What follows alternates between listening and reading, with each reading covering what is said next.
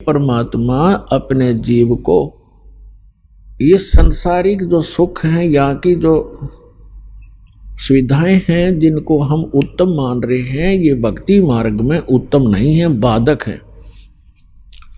तो ऐसा कोई अनजान ही कर सकता है जो अपने निजी बच्चे को और जानबूझ के कीचड़ में गिरे, वो तो कीचड़ से निकाल कर धोया मांजा करे, और दोबारा कीचड़ में कोई डाल सकता है? नहीं, कोई शराबी। तो परमात्मा पुण्यात्माओं, आप तो मांगते हो यहाँ के सुख, यहाँ की संपत्ति, संतान, ये मिला आपको, और परमात्मा को आपका पहाड़ जैसा दुख दिखाई देता है।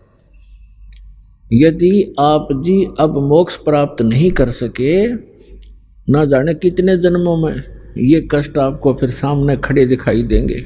यदि इन संसारिक कार कोठियों में, घोड़ा बग्गियों में सुख होता तो परमात्मा एक झोंपड़ी में नहीं रहते, एक झोंपड़ी में नहीं रहते और कपड़ा बुनकर एक सिंपल मैन की, एक बिल्कुल निर्धन व्यक्ति की भूमिका नहीं करते। वो हमें ये दिखाना चाहते थे कि यदि आपको ये ज्ञान हो जाए कि ये काल का लोक है, यहाँ जन्म मृत्यु का दीर्घ रोग आपको लगा हुआ है, और जितनी बार भी जन्मोगे आपको ये संकट फिर प्रत्येक बार झेलने पड़ेंगे जो आज जीवन में झेल रहे हो। इसका अंत नहीं, और एक ऐसा सुखमय स्थान है जहां जाने के बाद आपकी जन्म मृत्यु कभी नहीं होगी, और वहां आपका मनुष्य शरीर होगा, आपके बच्चे होंगे, आपकी पत्नी होगी, आपका संतान होगा, एज इट इज होगा, आपका परिवार होगा, वो कभी मृत्यु को प्राप्त नहीं होगा। और यहाँ आप सारा जीवन इन्हीं की सुरक्षा में लगे रहते हैं और पता नहीं कब बिजली गिर जाए।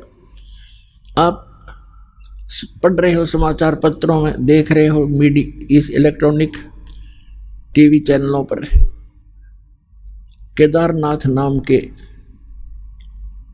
एक धार्मिक स्थान के ऊपर बहुत भयंकर फ्लड आ गया। लगभग 20,000 वहां श्रद्धालु और आसपास के क्षेत्र के लोग मारे गए। बताओ, अब वो बेचारे अपने परिवार के लिए ही बैठे थे, मेरा बच्चा ऐसे हो जा, मेरी बेटी ये बन जा, पुत्र अच्छा नौकरी लग जा, ऐसे हो जा, धन बन जा। खाक बन गया यहाँ पर, उनकी लाशों भी नहीं मिल लिए, दब गए टनों मिट्टी के ढेर में, खोजत भी ना पाओ है।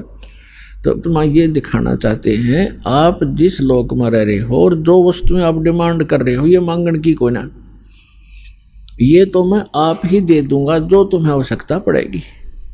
और हम केवल एक उद्देश्य लेकर आते हैं, ये हो जाए, वो हो जाए, वो हो जाए। ये तो हो जाएंगे लेकिन वो काम रह जाएगा जिसके लिए आप यहाँ आए हो। फिर इनका क्या करोगे? क्या मांगो कुछ थिर ना रहा ही, देखत नैन चला जग जाई।